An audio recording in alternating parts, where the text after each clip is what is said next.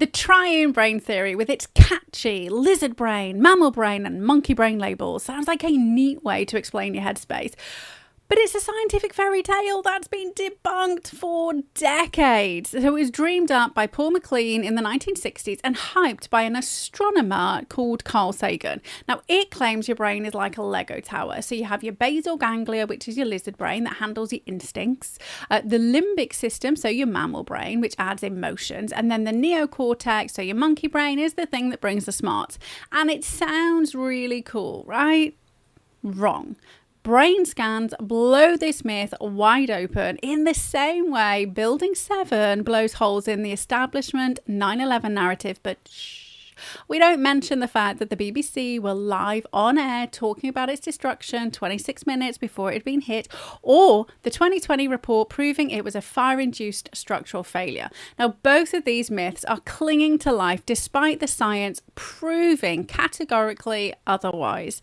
Now, your brain is not a layered cake of evolution. So neurons, which are the brain's connections, both old and new, are mixed throughout, working as a team across all species, from fish to humans.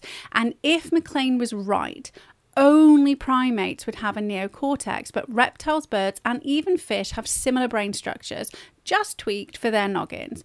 Now, I know I just pissed on your bonfire thinking humans were unique, but hey ho, feelings have no place in uncovering factual methods of healing. Now, while humans do have a disproportionately large neocortex compared to other animals, it's not unique, which is what's peddled by this theory. Now, despite it being debunked over 30 years ago, it seems to linger on in self-help circles like a bad rash, encouraging excuses like my lizard brain made me do it, or my mammal brain's got me spiraling. Now, this is where the Katie rage kicks in with this theory. It's not just nonsense, it's downright harmful. It traps you in a victim mindset, blaming mental health struggles on a rogue brain part that you can't control. In reality, your brain is a unified powerhouse, not a divided kingdom. So think more the Lord of the Rings end battle with everybody coming together to defeat the darkness, not the beginning ones where even the humans couldn't get along. So ditch the triune myth, and you've always been free to take charge of your thoughts, emotions, and actions. And here's how knowing that this myth is bullshit helps you heal. Number 1, own your power, right? Stop blaming a lizard brain for negative behaviors. Recognize your whole brain's flexibility and use things like mindfulness or cognitive reframing to redirect unhelpful impulses. Number 2, break free from excuses. Like the triune myth fuels helplessness.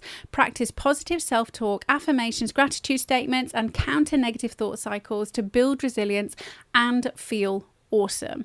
And number 3, embrace brain unity. Knowing your brain works as one unit, you can try integrative practices like yoga or music to balance emotions and cognition safely. Just try not to do yoga with the cognition work because chances are you'll fall over.